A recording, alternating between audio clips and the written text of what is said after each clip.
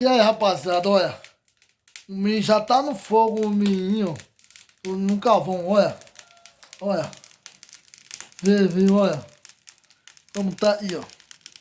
E é mais ou menos assim, no carvão. Olha. Isso é um milho cozinhado no carvão. A cultura nordestina é assim, ó.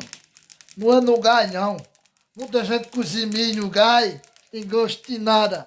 E é assim, ó. No carvão, na lenha, entendendo? Fogãozinho assim onde eu fio. Eu fio aí, ó.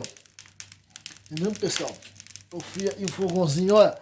Como tá, olha. Tá rindo. E é mais ou menos assim. Mais tarde tem a fogueira, entendendo? Olha. O milho, olha. Daqui a pouco. Isso é milho, viu, pessoal? Milho, tá aí, ó. Já, ó. Tá vendo? O milho. Bota a palha, pessoal.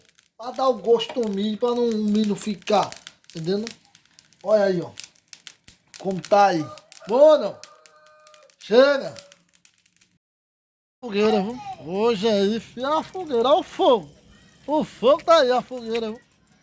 Satatá, hoje aí, dia 12, né? Dia 12, dia da fogueira, registrando aí a tradição do Nordeste, a tradição dos avôs, né? Tradição para todo nordestino. Quem conhece a tradição de fogueira, de toda a região, está mostrando a tradição da fogueira, né? Fogueira é essa tradição, fazer o milho assado, fazer a tradição da nossa região. Dia de fogueira no nosso Nordeste, dia 12, né? Começou hoje, primeira fogueira de Santo fogueira de Santo Antão, e com os o pessoal de Namorado, né? Dia 12. Olha aí, eles estão na fogueira aí. Show, não? Olha o fogo. É mais ou menos assim, ó. Rapaziada, olha a fogueira hoje, viu? A fogueira do canal do Dudu Matuto, ó. Como tá pura e acesa aí, ó. Tá bom ou não? Hoje a fogueira tá aí, ó. Tá aí. Ia mostrando a vocês a fogueira. Olha aí, ó.